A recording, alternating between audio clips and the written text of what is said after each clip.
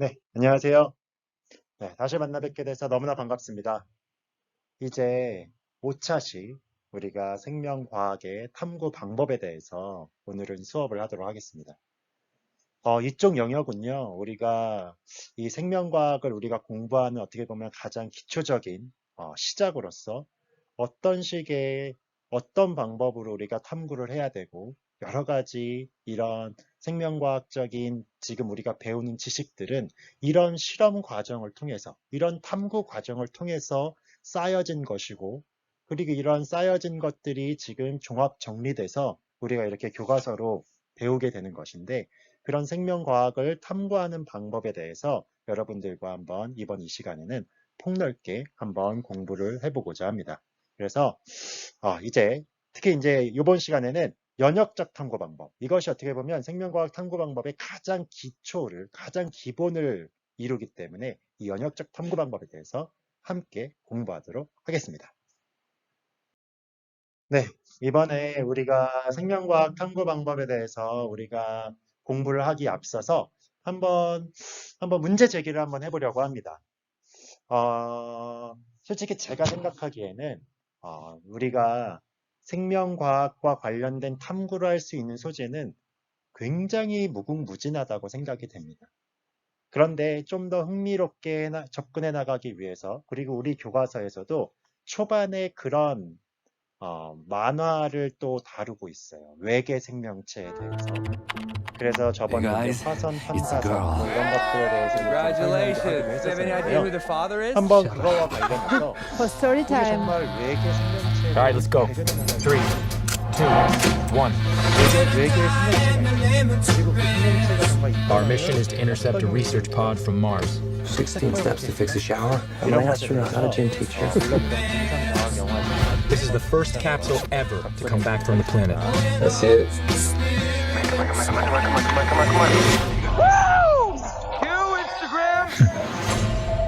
We're looking at the first 네, peak 이 영화는 of life 라이프 beyond Earth.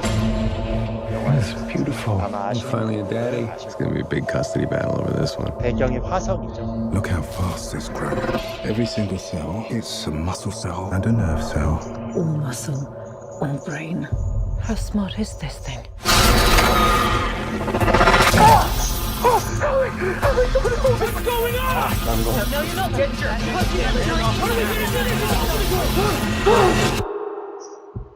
These creatures wiped out Mars millions of years ago. If we let it get to Earth, We'll risk all human life. Let's kill the thing. Good night, moon. Good night, room. Good night, cow jumping over the moon. Good night, light and the red balloon. what is the primal instinct of any life form? To survive. Good night, stars. We've lost all communication. Good night, air. We'll hit the atmosphere in 39 minutes. We won't survive re-entry. But it could. Good night, noises everywhere.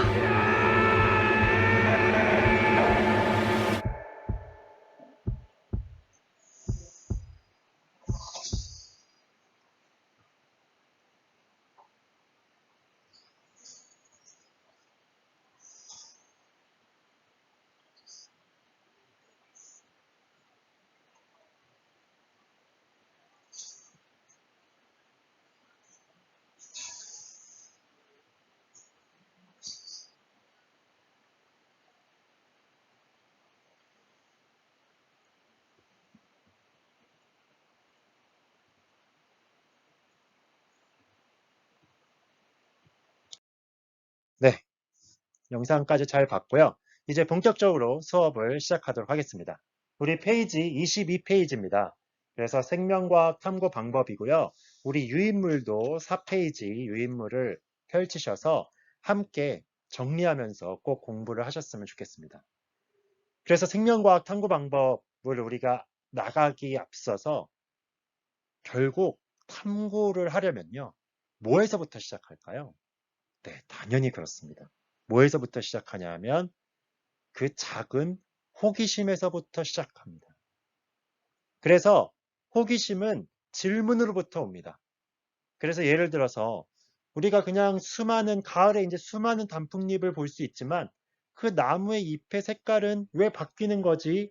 이런 식으로. 그래서 여러 가지 붉은색도 있지만 노란색도 있고 이런 왜 색상이 바뀌고 원래는 초록색이었던 이런 색상이 왜 겨울로 되면서 없어지는 거지? 이런 것에 대해서 질문을 던질 수 있습니다. 그러면서 심화를 시켜볼 수가 있죠. 그런 것들은 광합성 색소의 차이 때문에 그럴까? 그러면 녹색을 띠는 광합성 색소는 무엇이고 붉은색을 띠는 광합성 색소는 무엇이고 노란색을 띠는 광합성 색소는 무엇일까? 왜 이런 것들이 차이가 나는 게 온도 때문일까? 아니면 뭐 시간의 주기 때문일까? 이런 것들에 대해서 이제 하나씩 접근하면서 질문을 던져볼 수 있습니다. 그렇죠. 근데 시작은 호기심. 그래서 과학이 재밌는 거예요. 호기심이 있는 것이 얼마나 많습니까? 그런 것에 대해서 우리가 스쳐 지나가지 말고 한번 생각을 해볼 필요가 있다는 겁니다. 그리고 이제 두 번째, 우리가 무도 많이 봤어요. 근데 이 보십시오. 무의 윗부분만 녹색이에요. 그 밑은 흰색이에요. 왜 이런 차이가 있지? 그래서 이런 것들도 그냥 우리가 쉽게 넘어갈 수 있지만, 무는 원래 흰색, 뭐 이런 식으로 우리가 관찰력이 없으면 그냥 이렇게 넘어갈 수도 있지만, 무에 대해서 계속 봐온 학생들은, 왜 윗부분만 파란색일까? 녹색일까? 그래서 이런 것들도 이제 여러 가지 가설까지도 갈 수 있다라는 거예요. 햇빛을 받은 부분이 녹색으로 되겠구나. 이렇게까지도 해나갈 수 있고, 아니야. 저거는 햇빛과 관련이 없어. 온도 때문에 그래. 뭐 이런 식으로 한 가지씩 좁혀서 접근해 나갈 수가 있습니다. 그렇게 되면 이제 그때서부터 뭐가 되겠어요? 탐구가 시작이 되는 겁니다. 그리고 이것도 마찬가지예요. 최초의 세포. 그래서 여기서도 이제 제가 다양한 세포 분열과 세포 형태들을 지금 이렇게 보여드리고 있지만 최초의 세포는 어떻게 생겼을까? 이거는요. 우리 생명과학 영역에 있어서 수건입니다. 이건 정말 우리가 알아낼 수 있을까? 연구도 하기도 굉장히 어려워.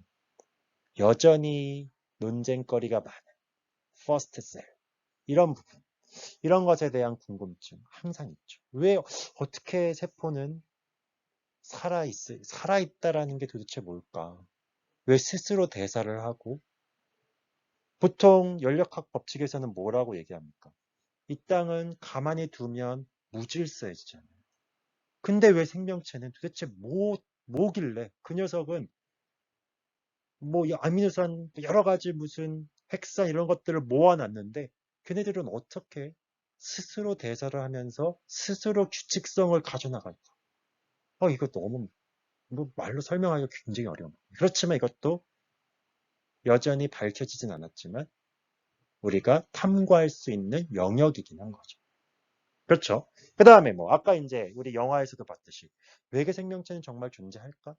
그래서 이게 지금 운석을 통해서 유기체를 닮은 구조에 대해서 이제 현미경 사진을 찍어 놓은 겁니다. 그래서 얘가 유기체와 닮은 형태를 가지고 있는데 운석에 붙은 어떻게 보면 이런 형태들이 유기체와 굉장히 닮았는데 이게 유기체 아니었을까? 이런 궁금증을 가지고 있지만 밝혀진 바는 없죠. 그래서 이런 호기심 어떤 것이든 가질 수 있습니다. 그래서 마지막으로 제가 자연의 모든 것은 그 호기심 자체.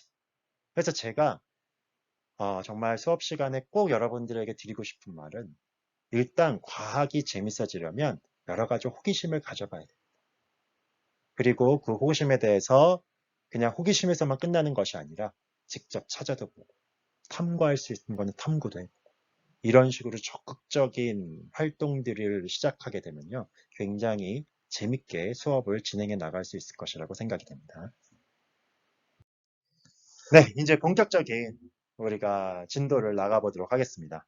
우리 이번 시간에 이제 반드시 알아야 될 영역들이 있습니다. 그 중에서 이 생명과학 탐구, 특히 연역적 탐구 과정은 여러분들이 꼭 익혀두셔야 됩니다.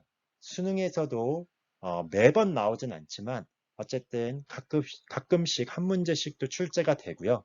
그리고 중간고사 범위에서는 굉장히 중요한 부분입니다. 그렇기 때문에 이 부분에 대해서 잘 정리를 해 놓으셔야 됩니다. 그래서 첫 번째 먼저 보겠습니다. 첫 번째 우리 유인물에도 채워 넣으시면서 보세요. 먼저는 아까 얘기했던 것처럼 뭘 먼저 해야 됩니까? 그렇죠. 관찰, 문제의식, 문제인식서부터 시작이 됩니다.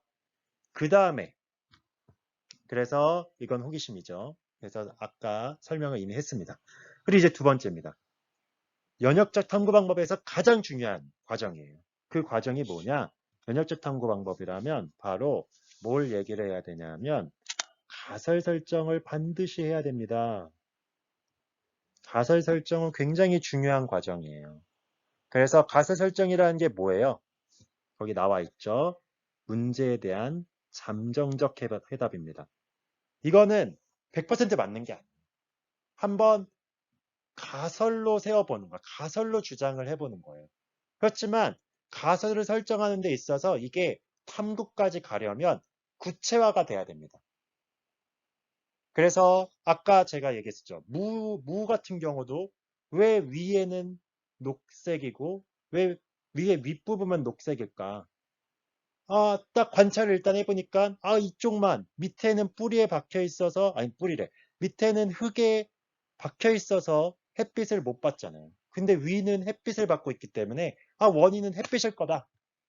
햇빛으로 인해서 저렇게 녹색 빛을 띠게 되는 것일 것이다. 뭐 이렇게 될 수도 있고 아니다.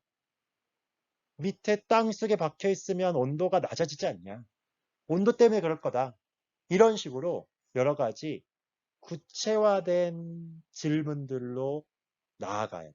그래야지 이제 구체적인 가설 설정을 할 수 있습니다. 이런 식으로 잠정적인 해답을 내리는 겁니다. 그래서 무에서 햇빛을 받는 부분은 녹색으로 변하는구나. 이런 식의 잠정적인 해답을 내려보는 겁니다. 그 다음에 이제 그런 것에 대해서 탐구 설계 및 수행을 해나갈 수 있습니다. 구체적으로 이제 가설이 설정되어 있으니까 그거대로 탐구 수행과 설계와 수행을 해나가는데 이때 중요한 개념, 오늘 여기서 반드시 알아둬야 될 개념 중에 하나가 바로 실험군, 대조군에 대한 얘기들입니다. 실험군과 대조군은 많이 들어봤을 거예요. 그죠? 그래서 우리 그 실험군은 우리 교과서에도 나옵니다. 뭐라고 나옵니까? 검증하고자 하는 변인을 변화시킨 집단이라고 얘기합니다. 한마디로 제가 아까 그 무와 같은 그거를 만약에 예시로 든다라면 햇빛 때문에 그 윗부분이 녹색으로 될 거야 라는 이런 얘기를 한다면 결국은 햇빛의 유무가 실험군이냐 대조군이냐를 결정하는 유무가 됩니다. 그래서 햇빛을 비추게 해서 하나는 키워두고 하나는 어떻게 하고 하나는 여러 가지 그런 뭐라고 합니까? 호일 같은 걸로 다 위를 싸서 햇빛을 못 받게 해서 두고 그러면 햇빛을 받게 하는 것이 무슨 군이겠어요? 실험군이 되는 거죠. 그죠? 그래서 검증하고자 하는 변인을 변화시킨 집단이 바로 실험군. 대조군은 그것을 처리하지 않은 집단. 이런 식으로 비교할 수가 있는 것입니다. 그래서 반드시 실험할 때는 실험군, 우리가 확인해보고자 하는 요인들을 변화시켜서 실험을 한 것들이 실험군. 그리고 그것과 비교해보기 위해서 아무것도 처리하지 않은 자연 상태로 실험한 것이 대조군. 이렇게 되는 거죠. 그 다음에 변인 통제라는 얘기가 나옵니다. 이거 굉장히 중요한 개념인데 이건 다음 슬라이드 때 제가 또 설명을 해드리겠습니다. 그리고 역시 실험하기 위해서는 반복 실험은 기본입니다. 그래서 저도 실험실 생활을 꽤 했었는데요. 정말 수많은 반복 실험을 했습니다. 그래서 그래야지 그것이 검증이 됩니다. 그 다음 단계는 우리가 결과 정리입니다. 한마디로 이제 그렇게 나온 직접 설계하고 수행한 것에 대해서 우리가 뭐를 해야 되는 거예요? 설계하고 수행한 것에 대해서 우리가 정리를 해야죠. 그래서 그걸 통해서 경향성과 규칙성을 우리가 분석해 볼 수 있는 것이고요. 그리고 맨 마지막에 결과를 종합하고 가설이 맞는지 틀린지. 근데 대조군과 뭐 실험군이 내용이 똑같아. 그렇다면 햇빛이 아니었던 거죠. 아까 무 같은 실험에서는 햇빛이 아니었던 거죠. 그렇게 되면 이제 그러면 수정을 하는 거예요. 그럼 온도가 되지 않을까? 그래서 온도로 바꾸고 이런 식으로 하나씩 수정을 해서 결국은 최종적인 결론을. 그래서 맨 마지막으로는 그것에 대한 법칙과 원리까지. 그래서 일반화까지 시키는 이런 탐구를 해나갈 수 있는 거. 그래서 연역대 탐구 방법에서 반드시 알아야 될 것. 반드시 무엇을 먼저 해야 된다? 호기심을 가진 다음에는 반드시 가설 설정을 해야 된다. 그리고 실험을 수행할 때는 실험군과 대조군으로 실험한다. 그리고 반드시 변인들을 통제해야 된다. 그리고 일반화를 시킬 수 있다라는 것까지 정리를 해두시면 요 단원에서 일단 핵심적인 걸 이야기한 겁니다.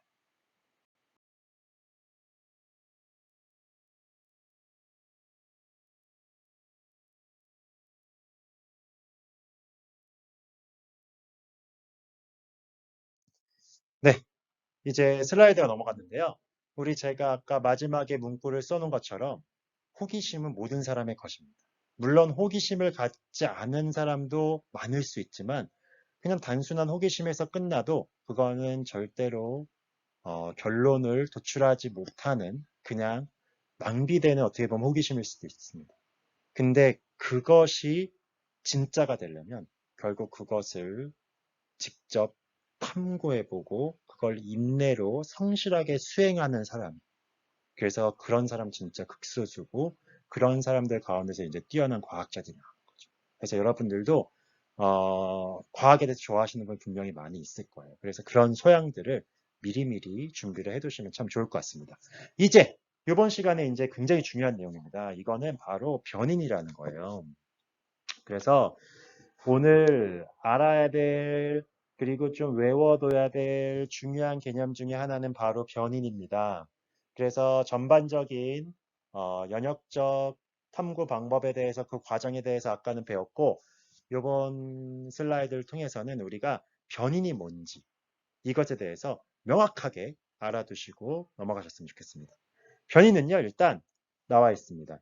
실험 결과에 영향을 끼치는 모든 요인이에요. 실험의 결과에 영향을 끼칠 수 있는 모든 요인이다.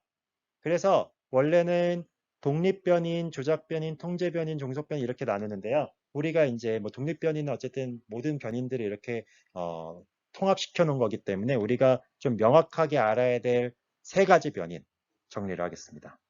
바로 뭐냐? 조작변인. 가장 중요한 변인입니다. 왜 가장 중요할까요? 그 실험에서 변화시키는 변인입니다. 아까 햇빛의 유무, 이 실험에서 햇빛이 비춰지냐 안 비춰지냐 이 차이가 결국은 이 실험의 결과를 좌우한다고 생각이 되는 거죠.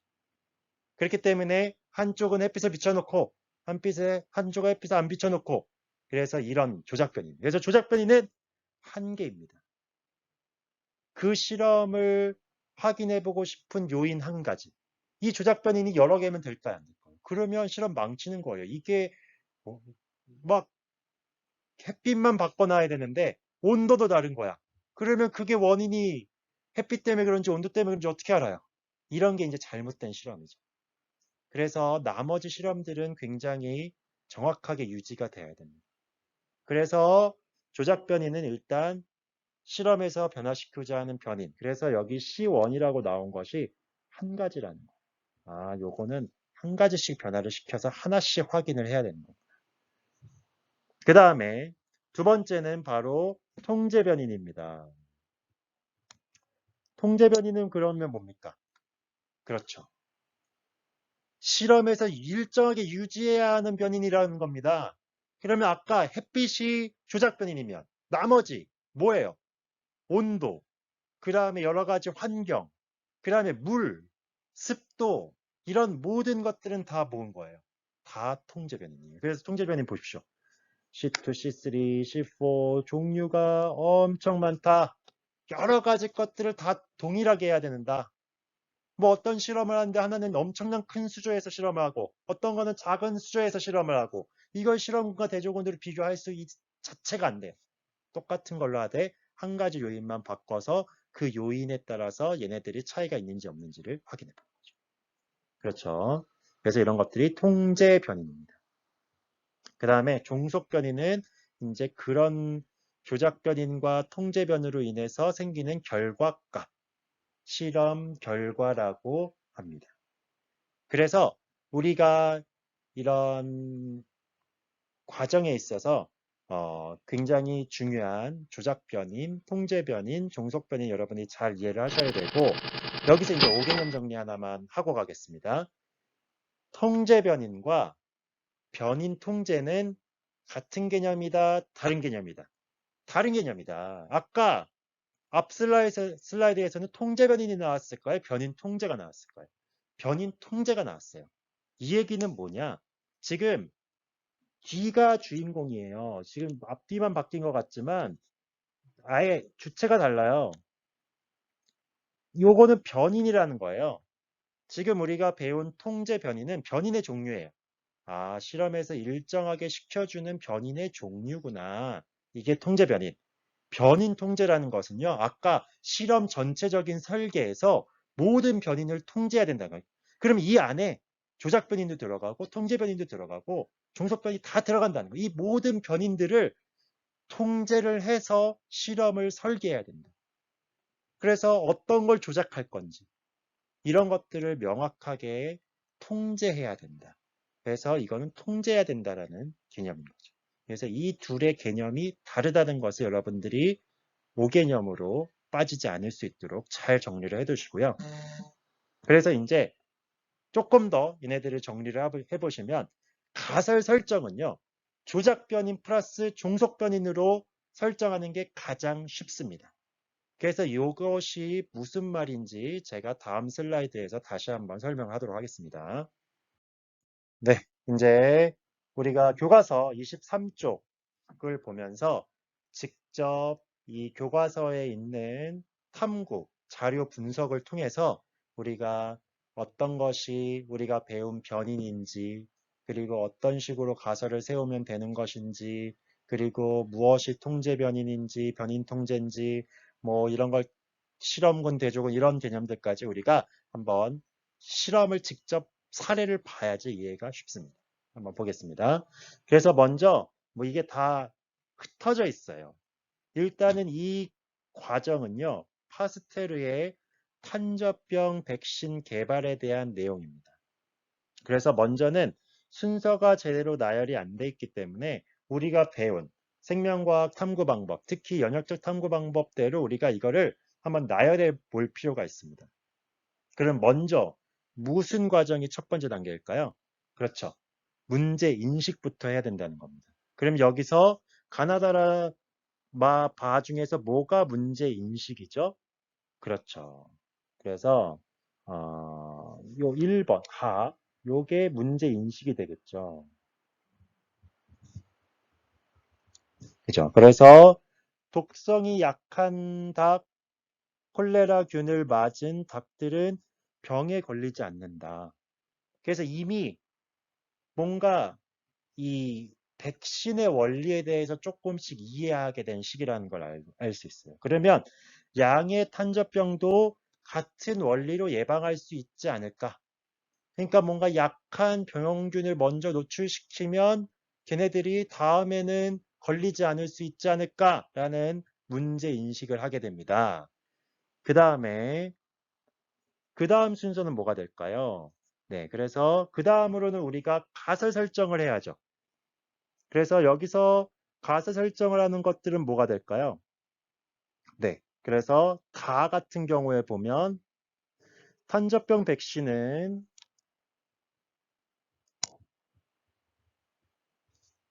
양의 탄저병 예방에 효과가 있을 거야. 내 생각이 옳다면 백신을 맞은 병은 병에 걸리지 않겠지. 그렇다면 벌써 여기서 파악이 여러분 딱 돼야 돼요. 제가 가설 설정은 조작 변인과 플러스 종속 변인이라고 얘기했었죠.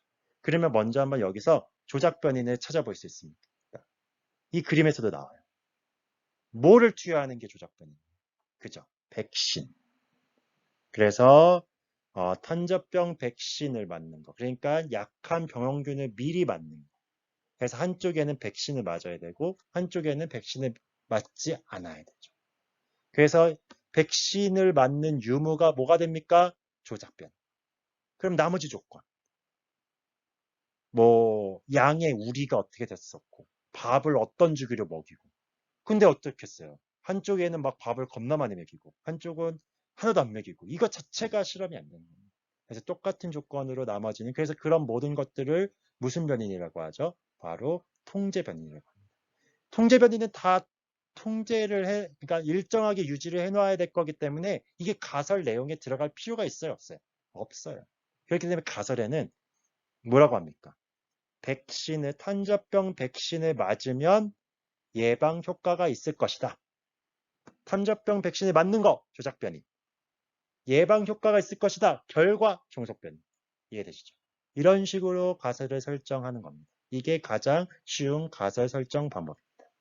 그 다음 단계를 보시면 뭐가 됩니까? 그래서 제가 이제 쭉 순서를 보여드릴게요.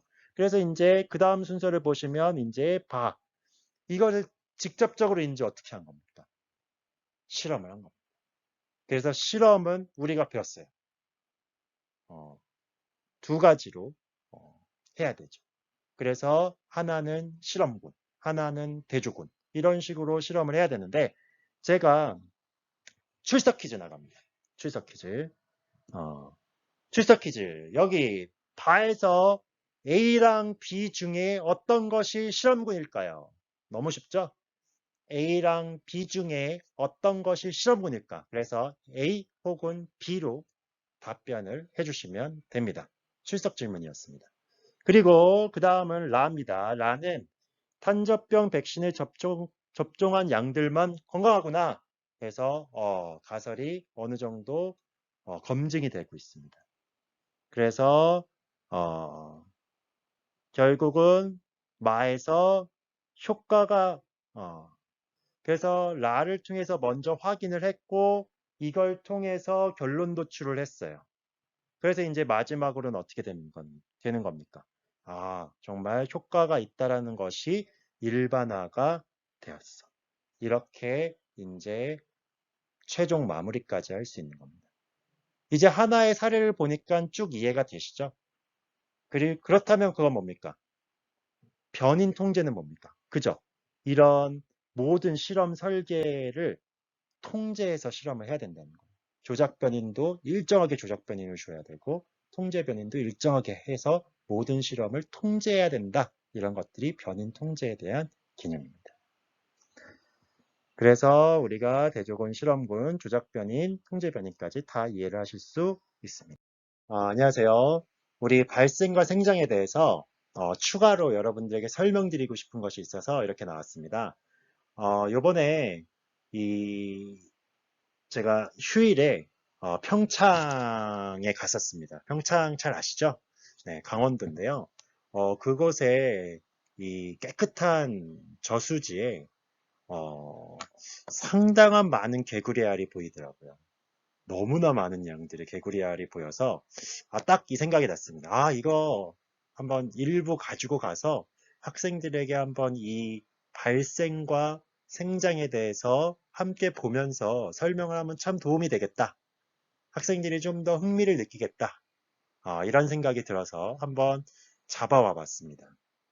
그래서 제가 간단히 한번 살펴봐 드리겠습니다. 그래서 여기 보시면요. 네, 실험실. 그리고 여기 있습니다. 보이시죠? 지금 벌써 부화가 많이 됐습니다. 지금 개구리 알도 보이시고 알에서 지금 꿈틀꿈틀 움직이는 거의 발생이 다 끝나서 분화가 거의 완성된 상태의 아주 작은 형태의 올챙이들도 보일 겁니다. 네, 그래서 여러분들 이제 알다시피 개구리들은 이렇게 개구리 알 형태가 우리 눈으로 보일 정도로 굉장히 큰 편입니다. 그렇기 때문에 발생 과정을 탐구하기에 아주 좋은 실험 도구입니다. 그래서 제가 이것에 대해서 한번 좀 더 자세하게 살펴보고자 이렇게 슬라이드 글라스 위에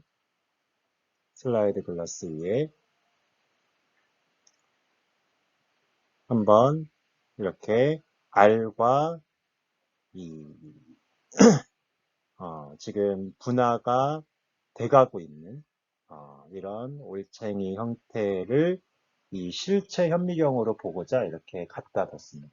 그래서 나중에 우리 함께 이렇게 관심 있는 것에 대해서 현미경으로 함께 보는 활동을 해도 굉장히 흥미로울 것 같습니다. 현미경은 크게 이렇게 두 가지가 있어요. 이렇게 실체 현미경이라고 해서 어느 정도 형체가 있는 것을 좀 자세하게 확대해서 보는 것이 있고, 프레파라트라고 해가지고 그 프레파라트, 슬라이드 글라스와 커버 글라스로 아주 세포 형태의 아주 더 정교한 배율로 프레파라트를 만들어서 보는 이런 현미경. 그래서 우리가 보통 보는 현미경은 이제 후자에 속하죠. 그래서 요번에는 우리가 이렇게 실체 현미경으로 본 사진들도 이렇게 슬라이드에 한번 띄워두도록 하겠습니다. 그래서 이런 올챙이가 돼가는 과정들. 그래서 우리가 이제 배웠지만 발생은 세포 수가 늘어나는 것에서만 끝나는 것이 아니라 어떻게 된다고 했어요? 하나의 세포가 굉장히 분화돼서 다양한 종류, 다양한 기능을 하는 세포로 변화된다고 얘기했었습니다. 그래서 뭐 소화 기능을 하는 세포도 되고요. 그 다음에 표피를 이루는 세포도 되고, 눈과 여러 가지 뭐 입과 이런 것들을 이루는 세포. 그래서 굉장한 다양한 세포로 분화가 되는 과정들, 이런 것들이 발생이었고요. 거기서 끝나지 않고 이제 얘네들이 지속적으로 크기를 키워가면서 더 이상 분할이 일어나지 않지만 크기를 키워가는 과정을 생성을 했습니다. 그래서 이것에 대한 살펴볼 수 있는 좋은 도구가 있어서 여러분들이 따로 이렇게 함께 살펴보고자 이렇게 이야기를 나눴습니다. 시간이 뿅 지났습니다. 그래서 이제 제가 평창에서 잡아온 개구리 알이 벌써 부화를 했어요. 그래서 벌써 어린 올챙이 상태로 아주 아이들이 활발하게 움직이고 있습니다. 확실히 실험실에 따뜻한 온도에 두다 보니까 발생 속도가 훨씬 더 빨라진 것 같습니다. 그렇게 돼서 이미 쑥쑥 자라버려서 이미 올챙이가 됐습니다. 그래서 제가 이제 여러 가지 사진도 올려드렸는데요. 제가 실제로 활발하게 움직이고 있는 한번 올챙이를 직접 한번 보도록 하겠습니다. 잘 보이시나요? 그래서 이런 식으로 지금 얘네들이 아주 활발하게 움직이고 있습니다. 네. 그래서 얘네들이 이렇게 활발하게 잘 움직이고 있어. 엄청 많죠? 네. 벌써 엄청나게 부화했어요. 그런데 이제 이번에는 우리 생명과학 탐구 방법을 배웠기 때문에 우리가 모든 이런 자연의 재료를 통해서 우리는 호기심을 가져볼 수 있습니다. 그래서 제가 한번 이렇게 살펴보면서 몇 가지 한번 호기심을 가질 만한 질문을 한번 해보겠습니다. 첫 번째로 오르락 내리락 지금 올챙이가 계속하고 있어요. 그래서 여러분들이 이것에 대해서 관찰을 딱 했잖아요. 올챙이는 왜 오르락 내리락 하지? 올챙이는 양서류고, 그리고 얘네들이 개구리는 화파로 또 호흡을 한다고 하는데 지금 올챙이는 물론 아가미도 있다고 하긴 하는데 온전히 아가미 상태로만 호흡을 하는 걸까? 그래서 산소가 부족해서 오르락내리락 하는 걸까? 아니면 다른 이유 때문에 오르락내리락 하는 걸까? 라는 것에 대해서 이제 문제의식을 가질 수가 있습니다. 그래서 만약에 여기서 우리가 조작변인을 우리가 배웠죠. 조작변인을 만약에 뭘로 잡는다면, 산소의 유무로 잡는다면 여기다가 무슨 조작을 하면 될까요? 그렇죠. 산소 공급기를 여기다가 하나는 산소 공급기를 설치해두고 하나는 그냥 냅두고, 그래서 오르락 내리락 하는 올챙이의 활동 정도를 관찰해 보는 겁니다. 산소 공급기를 넣어줬을 때 오르락거리는 것들이 적어졌다. 그렇다면 진짜 그러면 저희 가설 산소로 인해서 산소 부족으로 인해서 특히 올챙이는 아가미로 호흡을 하기 때문에 산소 부족으로 인해서 오르락내리락 한 것이구나 라는 것이 확증이 될 거고요. 만약에 근데 산소를 공급했는데 여전히 오르락내리락 한다. 그러면 산소가 아닌 거죠. 이런 식으로 가설 수정을 하면 되는 겁니다. 그죠? 아주 단순한 것이라도 이런 식으로 여러분들이 호기심을 가지고 활동을 해볼 수 있습니다. 그 다음에 두 번째 한번 질문. 네, 지금 여러분들이 이게 잘 보이시는지 모르겠지만 이게 지금 R이에요, R. 지금 R인데 부화가 안 한 R들이 또 어느 정도 있어요. 그럼 얘는 왜 부화를 안 했을까? 수정이 제대로 안 된 건가? 그래서 그냥 R일 뿐인 건가? 여기에 정소가 뿌려지지 않은 건가? 아니, 정자죠. 정자가 뿌려지지 않은 건가? 뭐 이런 것들에 대해서 여러 가지 또 호기심을 가져볼 수 있겠죠. 그래서 얘네들은 지금 거의 먹이로 활용되고 있습니다. 그리고 또 하나, 네, 빵을 제가 줬어요. 얘네들이 혹시 빵을 먹나? 물론 이제 찾아보면 여러 가지 뭐 빵, 뭐 개구리 노른자 이런 것들 먹는다고 했는데 진짜 섭취를 하더라고요. 이런 걸 통해서 올챙이는 어떤 소화 과정을 가지고 있지? 뭐 이런 것들서부터 시작해서 여러 가지 호기심을 여러분들이 가져볼 수 있습니다. 그래서 제가 이제 이걸 통해서 여러분들과 해보고 싶은 말은 이겁니다. 제가 다른 좀 자연과 친숙한 글씨체를 이제 표현해 봤는데요. 자연의 모든 것은 좋은 탐구지입니다. 그래서 여러분들 호기심만 있으면요. 얼마든지 탐구할 수 있는 주제들을 잡아볼 수 있고요. 결국 과학자라는 게 별것이 아닙니다. 그것에 대해서 열심히 탐구해서 결론까지 내는데 그게 아주 단순한 것에서 결국은 엄청난 발견도 한 사례들이 굉장히 많습니다. 그래서 제가 비록 고등학교 우리가 수준이긴 하지만 그래도 이런 탐구심을 갖는 거는 정말 중요합니다. 그래서 그런 것에 여러 가지 도움이 되고자 제가 다양한 재료를 가지고 여러분들에게 다가가고 있으니까요. 좀 더 흥미롭게 어쨌든 이 주제를 여러분들이 공부를 하셨으면 좋겠습니다. 네, 오늘 수업 시간은 여기서 마치도록 하겠습니다. 감사합니다. 한 가지 제대로 설명이 안 된 것 같아서 마무리를 지으려고 다시 한번 여러분들 앞에 섰습니다. 이번 차시 과제는 그 수행평가로 이루어집니다. 이번 차시 과제도 수행평가예요. 그렇기 때문에 여러분들이 성실하게 풀어주셔야 됩니다. 그래서 그 가설과 관련된 간단한 문제들을 냈습니다. 그래서 가설도 설정을 해보시고 그 주어진 문제들을 성실하게 푸셔서 제출 기한까지 꼭 하셔야 됩니다. 이번 거는 수행평가로 평가 반영이 될 거예요. 그렇게 하시고 수행 과제를 제출을 하시고요. 이제 벌써 5차십니다. 그리고 이제 다음 시간에는 이 생명과학 탐구 방법 두 번째로 귀납적 탐구. 여기는 굉장히 간단합니다. 그래서 이 부분 간단히 나가고 그 다음에 종합적인 종합 1단원에 대한 종합을 하고 마무리를 지을 겁니다. 그래서 1단원 벌써 다음 시간이면 이제 끝납니다. 직접 뵙지도 못했는데 이렇게 끝내서 너무나 아쉽지만 여러분들이 성실하게 임하실 걸로 믿습니다.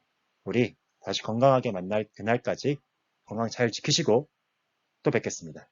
안녕히 계세요.